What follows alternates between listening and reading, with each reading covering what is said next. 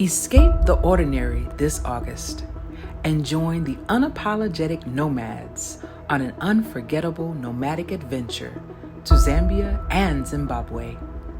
Fly into the heart of Africa, where the roar of the Victoria Falls echoes through the mist, and the wildlife thrives in its natural habitat. Experience the thrill of safari excursions, the warmth of Zambian hospitality, and the flavorful culinary Zimbabwean delights. Book your spot now and let Zambia and Zimbabwe awaken your spirit of adventure. 2 countries, 1 magical experience. Travel like an unapologetic nomad, where we are unapologetically nomadic. Dad, oh, he is. Okay. Okay. Big step after. Okay, ready to go? Yep. Okay. 3, 2, 1, step.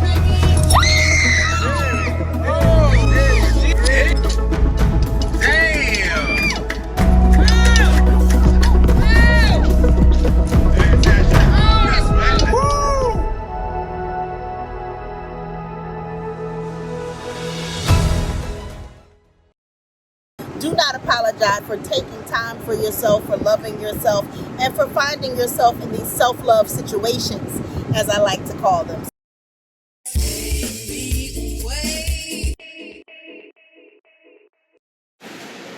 Before I get started today, I want to shout out King Nomad, my wonderful husband, and my beautiful daughter, Ayla.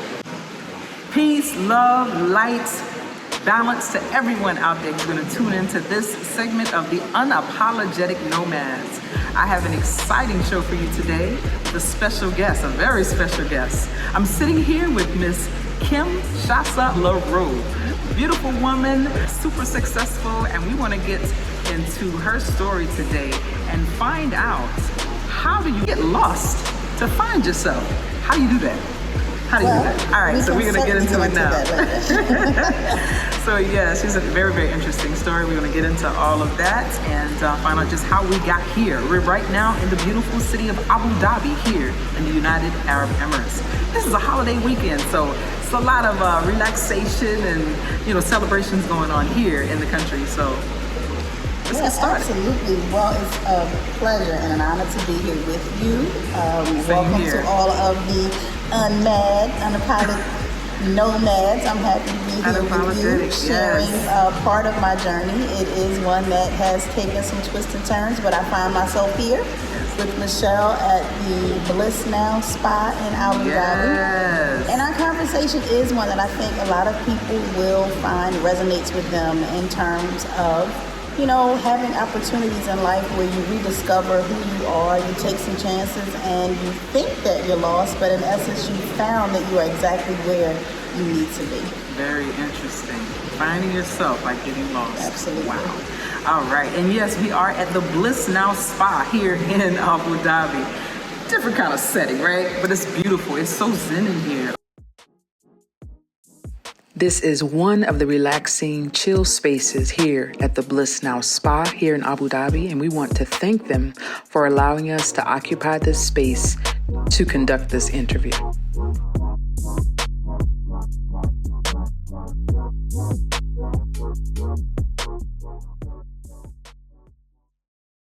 Yeah, so let's get into it. So, Ms. Ken, can you please give us a little background about yourself and what it is you do?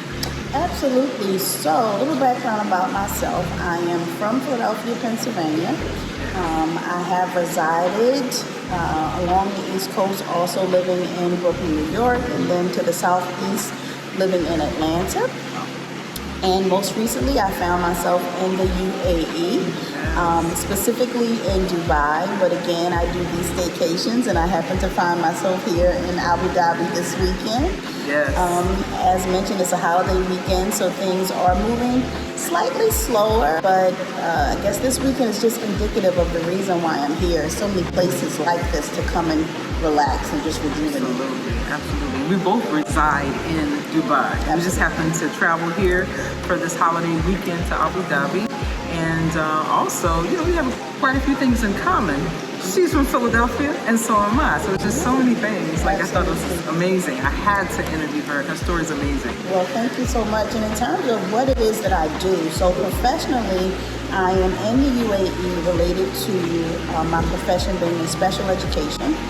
I've been in the profession of education or in this industry now for close to 20 years, specializing again in what they call here inclusion, which in the U.S. would be considered students with exceptional needs. The moniker special education is to some degree going away now. Here in the UAE, it's considered people of determination, which I think is the most fitting moniker for that group of students that I'm blessed to deal with. Right. And that is awesome. So we're both in the field of education as well. And I just wanted to ask you, what attracted you to the field of education? I'm glad that you asked that. My mother had a home daycare for about 14 years in Philadelphia. And just by proxy, I became one of the assistant teachers, although I would just be sleeping sometimes and hear the footsteps of, little children out in the living room. I mean, it was definitely a shared space, She did have it set up where there was an educational center within the home, but again, the students, once they knew that I was there, would like to come and engage and interact. So that would have sparked my interest in education itself. However, special education was not the first choice for me. I was working in family and consumer science initially. And in that, there was a focus on life skills. And I understood just how much practical life skills are important to students, no matter if they have any sort of cognitive or mental delays or difficulties. Life skills or practical application of what you're learning is ultimately important.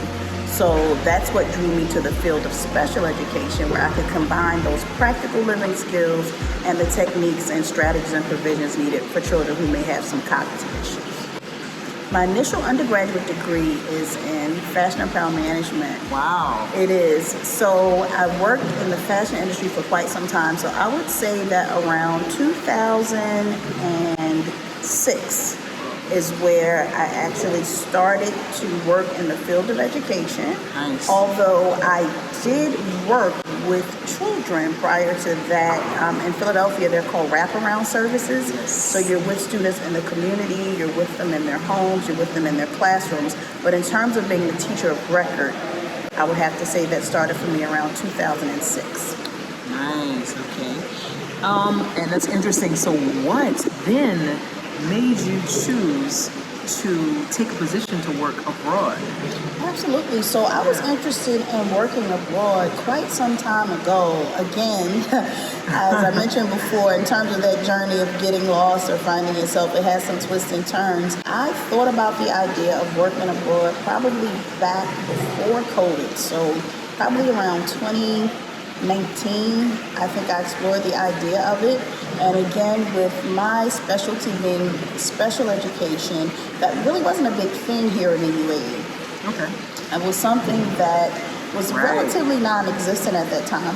So a friend of mine who I worked with, she decided to come over because she worked in the field of education, but as a math teacher.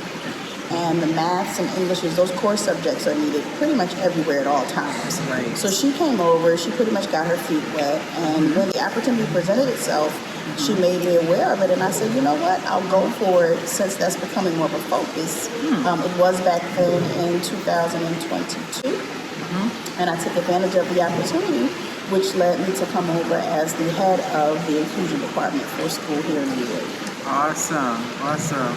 And then traveling as a single female, what were some of what's some of the pros and cons to traveling abroad? Because you picked up and moved not only to another country, another continent. Absolutely. So I'm glad that you said that. There are some nuances related to not just moving, from state to state, but to a different continent. The things I had to consider that sort of caused me to not make the move back in 2019, in addition to special education not being a big thing here, it was also the idea that I had responsibilities that I wasn't able to just sever right away. I mean, being a homeowner, I had a pet who is still very important to me, but I had to consider I had a cat for 21 1 year at the time. That's a long time. Yes, the cat came into my life in 2001. And it was 2022 where she passed, and that is where I felt free enough at that point. Although I have no children, I felt free enough with the cat no longer being here to take that leap and travel abroad. But, you know, the thing is, I guess what I would say was the biggest consideration is the fact that you're leaving behind everyone that you know. I mean, you're taking a leap for me. I came here alone, so it's the idea that you are now disconnecting, be it good or bad, from everything that you've ever known to be true. Your core circle of friends, your family. You are now going to be more than just a 2 or 3 hour drive away, and it's a plane ride that most aren't brave enough to take. So those were some things that I had to consider prior to leaving. Nice. And do you feel safe? You know, because some people have this idea of like, oh my goodness, certain places is not safe. You know, you're going alone. Or, you know, you have to think about it. You're going alone as a solo traveler. You're a woman, and some people are like, oh, be safe. You're gonna be okay. You're rich, you know, that kind of thing. Yeah, So do you feel safe? I do, and I have to go back to the fact that I relocated to New York City at quite a young age. I did an internship while still in college, so it was before I turned 20 years old that I decided to live in New York alone. Oh, wow. And, you know, people ask the same questions, and of course then I didn't know enough to not feel safe. And I would caution people, you know, to not immerse yourself in negativity or anything that you hear that could stifle you. It's good to be cautious. It's good to be informed. So I would tell people who are thinking of moving anywhere, just taking any risk in life, to not immerse yourself in the things that are negative or the things that could dissuade you. Just be cautiously aware, and then be also faithfully optimistic about the decisions that you're making. So I did not feel unsafe when I decided to move to the UAE. Of course, I had heard this is a very safe place to be. But again, I do leave things to the prayers that I put up, and I just always wait, and I know that they're going to fall down as answered prayers, and I take those risks and make those moves. All right. Okay. Nice. So can you share are there any challenges, any other challenges with moving and settling here in the UAE since you've been here? Because I know everything is not always great, you know, but are there any challenges with even moving things or, you know, travel, settling in? Absolutely. I mean, there are things that I would suggest that you do the legwork first in terms of understanding the nuances of a different country, specifically where there may be some cultural nuances, where there may be some things, you know, relative to what is lawful and unlawful, the things that, you know, you do recreationally that may or may not be, you know, the law of the land where it is that you're going to. And, you know, in terms of just being culturally appropriate and culturally aware. I mean, Dubai is very interesting because what I've noticed here is a lot of the things that I was apprehensive about or I took pause to were not even as present as I thought. You know, people ask about, you know, I love the beach, and they say, well, you know, do you have to be, you know, so covered all the time? And I say, well, you want to be, again, respectful of wherever it is that you're traveling to, but at the same time, I feel that Dubai's industry of tourism is so prevalent that they allow you to be you. They do. I don't feel restricted when I'm in certain spaces. I feel like I can beach the way that I beach back home, you know, and I make it a point to do that as often as possible, which brings us here to the same place, you know, this weekend. But the things I would tell people to do first is please make sure you have all of your belongings situated. I mean, that was a lot for me. I am a self-professed person who is known to collect things. People call it hoarding. I won't call it that. But you want to do things in stages. I mean, I found myself really in crunch time when I had to just make sure I had everything I needed organized in a way that I could transport what was important, store what wasn't, and that did get to be a little cumbersome. But again, you pace yourself. Things for me kind of did unfold overnight. Some people may have a little bit more notice. I think I was presented the opportunity in the month of May, and by July I had moved. Wow. So so that's fast. That's fast. So, you know, again, you may want to afford yourself more time than I did. But if you're not given that same time, just please be mindful of what is important. Don't find yourself being the bag lady that I would have to say that I was. and just prune. Prune first and make those smart decisions as to what's worth, bringing along with you. All right. And I have a question about the work life. So, being that we're both in the U.S. and we know what it's like, work-life balance. It can be tough, in the U.S. So I want to ask you, how has your experience as an expat influenced your perspective on work-life balance? Absolutely. So what that would lead me back to is your introduction on finding yourself while getting lost, right? The idea of me moving here presented several opportunities that were not as, how can I say, I didn't have the opportunity to do rest and relaxation as much as I do now. As a resident, when I moved here, I was leaving Georgia, Atlanta specifically, and I would often drive down to Florida because of wanting the beach and wanting, to fellowship with certain family members. Again, coming here, now the beach is really in your backyard. I mean, sometimes it's just every corner you turn, there's a beautiful space, there's water, there's recreation, and you do have to pace yourself because it's so much. But in terms of striking that balance, what I have to say I love about it is even after having a strenuous or stressful work day, you and I have done this. You can go to the beach after work. Yes. It's just, a few miles away. And again, the beaches are not crowded. There's so many places to go here that nothing is really saturated. Right. You can go and you can still find that peace. The other thing that I've learned to do, and I started to do this before moving here, just don't bring things home with you. Leave them where they are. Once you enter into your space that should be your sacred space, leave those things, at the door. The heat here is something that I would caution anyone about. I certainly would, but you can even use that to your advantage. So sometimes I have outdoor spaces at my home and I do what's called hot yoga. It will be hot yoga no matter what time of day it is. You are going to be hot. Okay, but you can take advantage of that. I mean, be intentional about the way that you beach. Think about this, the times of day that you go. But if you do have a heavy work schedule and you're relegated to just going on the weekends, you can. You can wake up on an early Saturday morning and go bike ride along the beach. I mean, there's Kite Beach here in Abu Dhabi. There's so many places that you can go and just really unwind and reset in Dubai and truly find yourself while getting lost. And for me, sometimes that means lost in the ocean. I'll get in my floaty and just float out. And honestly, I'll wake up whenever the floaty that I travel with, you get in it, I'm telling you, you just let the current push you back to, when you're again, at dry land. But I just let that happen naturally sometimes. And I feel very refreshed afterwards. I love it. And I have to say this. Not only are we co-workers, but I can say that you're a friend, right? Absolutely. So we're becoming friends, and it's like the more I get to know about you, I'm like, well, she is so super dope, right?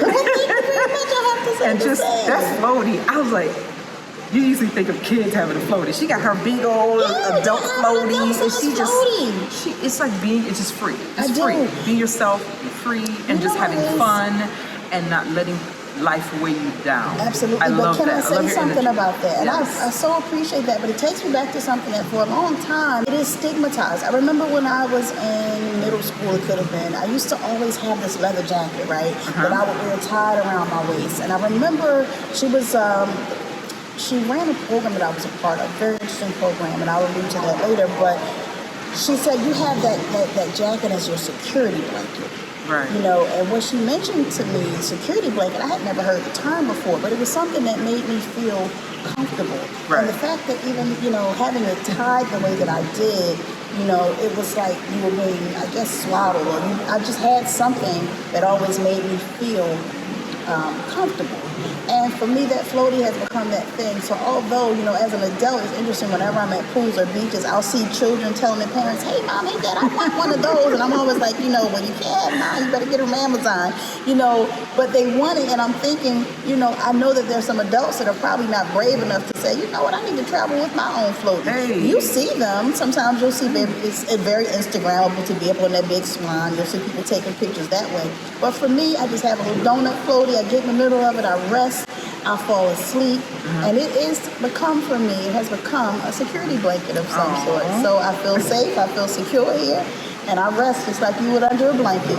Yes, and it's very peaceful. It's a very peaceful country, very peaceful. Absolutely. And I want to ask you, so in what ways also has living abroad as an expat helped you to, in your personal growth and discovery? Well, I have to point back to you, Michelle. I would say meeting dope people just like you. And I say people, it's not relegated to man or woman. I mean, I love meeting people who have expanded their horizons, who have, accepted the assignment of being a conduit for people who may not ever have these sort of travel experiences. For me, I've just always said I don't want this, trip around the sun, these years that we are afforded to not include some sort of travel. And I have friends who do it even bigger, even better.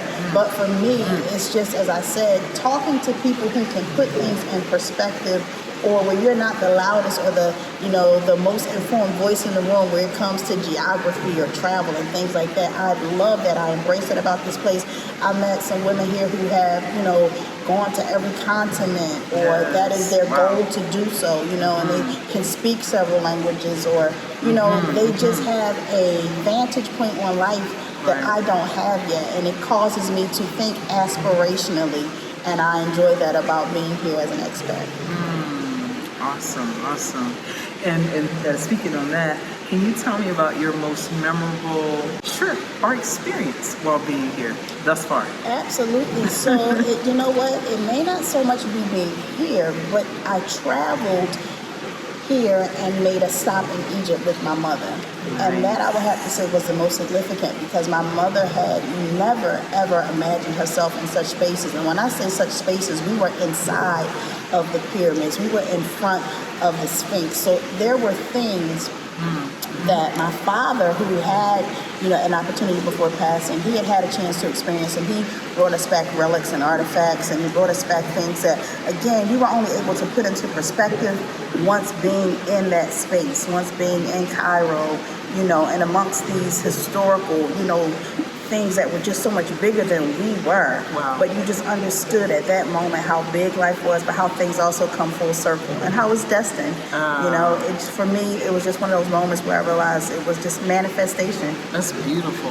And how did your mom enjoy that trip? Well, I can tell you, she sent me a message just yesterday. I mentioned to her that you and I would be talking, and she said, please let her know that, for me coming to Dubai, and I think now she may have visited 3 times, I believe, and she said it was a place that she just didn't want to go home. And I didn't think that I would get that from her, because not everybody is okay with the idea of leaving behind everything that they've ever known. But the fact that she felt so comfortable, so safe here, and I don't even think it had all to do with me. I just think that she felt that here it was somewhere she could just take the weight off from that concrete jungle, which people know as Philadelphia, to just come and relax, and again, find yourself by getting lost someplace new. Oh, that's beautiful to be able to share that with your parents. And man, I know that's something she will never forget. Absolutely. Ever, ever, ever. And I met her. She's such a sweetheart. Beautiful woman. And you know what, I had to understand, because people will say, I am fast moving. I am at all times, trying to pretty much control my space or the timing and things like that. And it's to a detriment sometimes. I have to say, I understand that's something I'm working on, but my mother made me slow down because I was rushing her, and she said, you have to stop and let me absorb this. I am somewhere that I never thought that I would be. You have to let me take this in. And, for me, it was almost like she shook my shoulders, but I understood. Slow down. Because what has become the norm for you is still very eye-opening, and still she is in awe of all that this is, and I never ever want this to become something that I have just gotten so used to, that I don't appreciate it for what it is. Ooh, that's awesome. So that takes me to the next question. Is there any moment or time, I know at times we miss family, loved ones, is there any moment or time when you felt like, I want to go back home? Well, I have to be honest, and I say that is not true. When I think about home in the sense of me going back there permanently, that thought has not crossed my mind. I do like the fact that when you're in the field of education, you are afforded breaks. Yes. And, they are lengthy enough that you can go back and reconnect with people that you haven't seen in a while. I'm very intentional about making my way up and down the East Coast when I'm home. Right. I'm back in Philadelphia, I'm back in Atlanta, I'm back in Florida. I most recently even been able to go out to the West Coast, and see and reconnect. But in terms of going home, for me now, spurts are just fine for me. I don't feel the need to go back permanently. And even if I did, I would not return back home to where I grew up because I'm a different person now. I have different things that I aspire to do, and I've expanded my mind, and I feel like I want to expand my territory. Wow, and I'm going to go back to your quote, finding yourself by getting lost. Absolutely. And not only are you a successful, hardworking educator, you are also a businesswoman. Entrepreneur. And can you tell us a little bit about that? I'm excited about your business ventures. It's so hard not to. We're going to have to come up with an acronym for finding yourself while getting lost. But I tell everyone, sometimes you have to try your hand at so many things that you may not find fulfilling to eventually identify what it is that really truly speaks to you. And what has happened over the course of years for me is all the things that I thought were so disconnected and so fragmented in terms of my life's journey have now all culminated to one major project that I'm blessed to be able to work on now. But what it is for me, I've always been a creative. I've always been a producer and not just a consumer. So I've tried my hand at several different things. Again, undergraduate degree in fashion. Worked in New York. I worked with some of the top names there. I did some of the larger shows where I was able to do some trend forecasting and things like that. That arena still does excite me. However, the fashion industry for me became very superficial. So I'm thinking at the same time about how many children I know that are disenfranchised who, although they just live 2 hours away, could never come and experience New York the way that they should. Right. And when I would go to Florida, I would then understand that there's so many of us who live even near the beach that don't experience that the way that they should.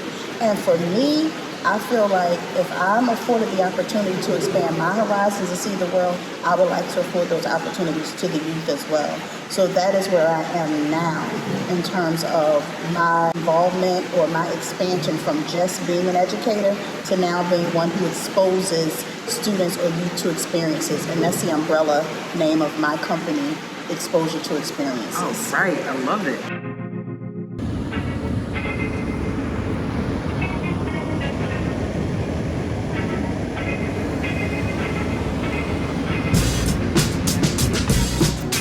Right, so picking up where we left off, we changed our location, of course. It's taking advantage of this beautiful place here.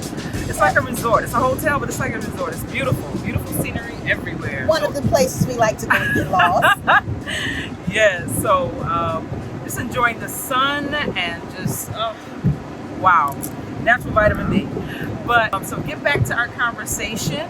Not only is Miss Shasy LaRue a successful educator, but she is also a successful entrepreneur. And I want to get into what it is she is doing. What are you up to these days? Absolutely. As far as business goes? Not a problem. Thank you for asking. There are quite a few things, and as I was mentioning before, things have sort of culminated for me. Having an undergraduate degree in merchandising and just loving beautiful things and putting them all together. One of the things that I have done is develop a travel line of accessories. It's called Self-Love by Shasy LaRue. Again, my name is Shasy. My middle name is LaRue. And what I have in that line are headbands. I have travel tote bags. I have pillows. I have a book, a travel journal that has pictures that I've captured from the Caribbean to here in the UAE, where you can take with you when you're poolside, when you're beachside, and write down your ideas. It has some of my original thoughts, some of my quotes inside. And a lot of ladies have said they found that very therapeutic. Again, that whole concept of getting lost. People go to the beach and get lost in their book. Sometimes you go and you just want to get lost in your thoughts, but there's some things that you may want to take note of that you don't forget. When you get back home, when you have to actually execute those ideas. So that is what my travel journal is all about. The idea of self-love resonates with me and with so many. And you hear it all the time. but it is what it is to everyone. It has its own connotation, its own evolution, its own definition to whoever it is that speaks those words to themselves and reinforces that concept of self-love. Nice, nice. I love it. And I know it does resonate with a lot of people. It also resonates with me. I think it's fantastic what you are doing. And we will also have information and a link in the description for those of you who want to go and grab that journal. I think you should grab that journal. Absolutely. You know, I'm getting my copy. And Well, the headbands are gorgeous. I love the logo. I love the logo. Thank Oh my you. goodness, it's gorgeous. And for all those who are unmad and unapologetically nomads, you are going to get a coupon code so that those merchandise items, all those products will be offered to you with the 25% discount for subscribing to the channel. So please find your way. Once that information is provided, please grab yourself every piece of the product line or whatever it is that you need at the time, but I certainly will offer those things at a discount to the followers of this channel. Nice. You've heard it. All right. Miss Absolutely. Kim Shasy LaRue, you get a discount through the Unmad channel, Unapologetic Nomads channel, if you click that link and go ahead and get your items, all right? So definitely she has some really, really nice things available on her site. Well, thank you. And I love the headbands, the t-shirts, the journal, everything. Just get it all. Get it all. If All you right. don't mind, I just wanted to say how much I love your name of being apologetically nomads. Unapologetic is what resonates the most with me. Do not apologize for taking time for yourself, for loving yourself, and for finding yourself in these self-love situations, as I like to call them. So if you are a part of the Unmad tribe, please use the discount code that you'll be provided later on to get a 25% discount for all of the travel accessories that are part of Self-Love by Shasy LaRue. All right, awesome. And you heard it from her. So definitely click that link that's in the description and get your journal, your t-shirt, your headband, all the different And things. get All unmad. the- Get unmad. Find yourself in places like this. Get lost. I love it. I love it. And it's been a pleasure talking to you today. Thank you so And much. anything else you want to share with the fans out there? Absolutely. Viewers? There's a lot more on the horizon. As I alluded to earlier, I love giving our youth, specifically children of color, opportunities to come to places like this, to just expand their horizons.